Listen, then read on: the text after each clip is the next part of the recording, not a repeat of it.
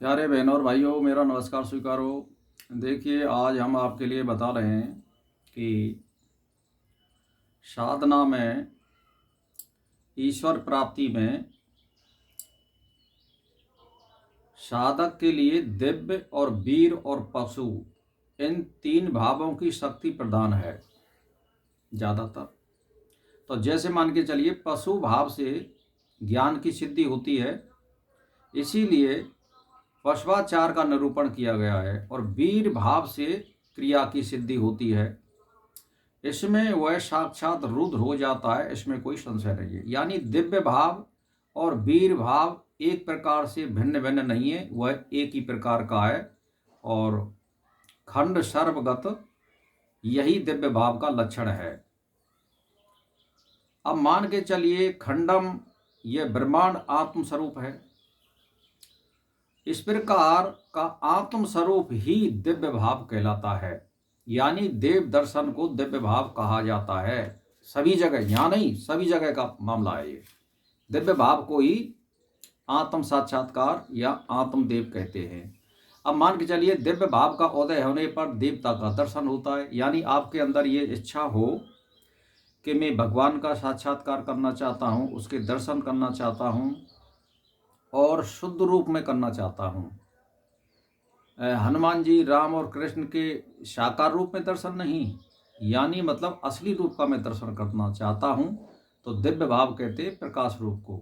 आपके सामने कोई मूर्ति वाला हनुमान, कृष्ण, राम या कोई देवी नहीं आ सकता है, वहाँ प्रकाश रूप आएगा, इसको दिव्य भाव कहते हैं। इसी को शुद्ध आत्म साक्षात्कार कहते हैं। आत्म साक्षात्कार हनुमान के रूप में करना, कृष्ण के रूप में करना या किसी अन्य रूप में साकार में दर्शन करना, वो असली दिव्य भाव आत्म साक्षात्कार नहीं होता है। आत्म साक्षात्कार प्रकाश रूप में होता है। तो दिव्य भाव का उदय होने पर देवता का दर्शन होता है, तथा वीर भाव के उदय होने पर मंत्र की सिद्धि होती है और अदैत्याचार के लक्षण प्रकट होते हैं। सर्वप्रथम पशु भाव के प्राप्त होने पर रात्रि में कर्म ना करें। यानी आप किसी मंत्र को सिद्ध करना चाहते हैं तो रात्रि में जाप नहीं करें। कुल मिलाकर के ये है कि जैसे सूर्य उदय से मात्र, आप कहने का मेरा मतलब ये है कि एक घड़ी पहले से आप स्टार्ट करिए और फिर आपने जो जाप बना रखा है उस हिसाब से 1 घंटा या 2 घंटा या 3 घंटा जो जाप की जो सीमा है, मान के चलिए कि आपने 1100 माला का किया या 2100 माला का किया या 3100 या 5100 या 66 माला का जाप का लक्ष्य बना रखा है, उसी हिसाब से करें।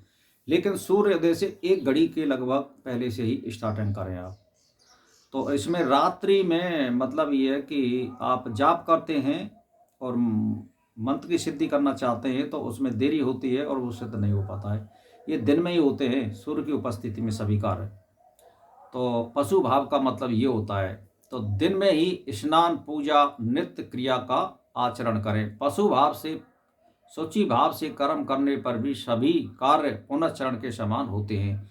यदि आप दिन में करोगे, सूर्योदय के साक्षी में आप कर्म करोगे, तो वो पुनश्चरण के समान सिद्ध होते हैं। पुनश्चरण का मतलब है कि बहुत नेम टेम से कोई कर्म करना और एक प्रायश्चित के रूप में पुनश्चरण का होता है। और राजी खुशी में प्रायश्चित पुनश्चरण का अनुष्ठान करना, एक कहने का मतलब ये है कि आत्मा को सदगति की ओर ले जाने का मार्ग प्रशस्त हो जाता है।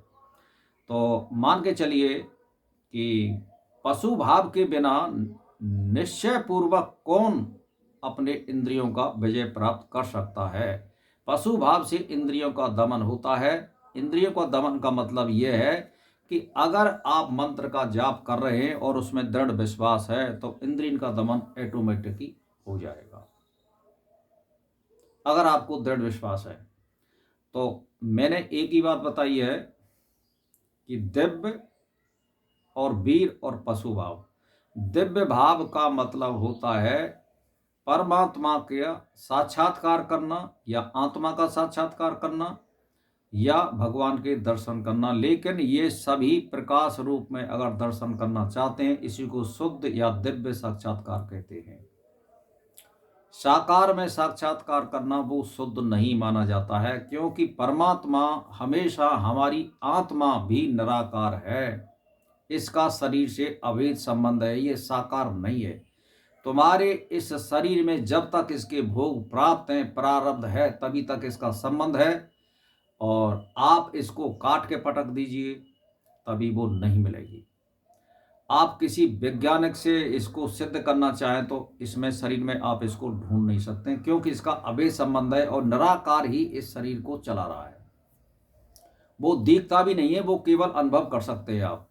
इसी प्रकार दुनिया को चलाने वाला, दुनिया को बनाने वाला निराकार परमात्मा होता है। साकार में तो हम और तुम्हारा ये स्वरूप दिख रहा है। मान के चलिए आपकी मृत्यु हो जाती है तो आप साकार तो यहाँ पड़ा है, तो जीवित क्यों नहीं है वो? तो कहने का मतलब ये, शरीर को भी निराकार परमात्मा चलाता है, साकार नहीं है। कुल मिला के ये तो वीर भाव का मतलब होता है मंत्र में दृढ़ विश्वास हो जाना, क्रिया कर्म करने को। और जब इसमें दृढ़ विश्वास हो जाता है कि मंत्र में सिद्धि करूंगा और मुझे अटल विश्वास है, तो वही पशु भाव कहलाता है। यानी एक लक्ष्य, आगे पीछे कुछ नहीं देखना, इसको पशु भाव कहते हैं। तो कहने का मेरा मतलब ये है कि आप इसको करिए, किसी मंत्र को दृढ़ विश्वास करके। और आत्म साक्षात्कार करना चाहता है तो दिव्य भाव बनाइए, और दोनों भाव बनाना चाहते हैं तो वो सिद्ध बन जाता है और लोगों का मार्गदर्शन बन जाता है। खुद अपनी आत्मा को जीवन मुक्त इसी जन्म में कर जाता है। तो परमात्मा का ध्यान और स्मरण करते रहिए और परमात्मा की शरण में रहिए।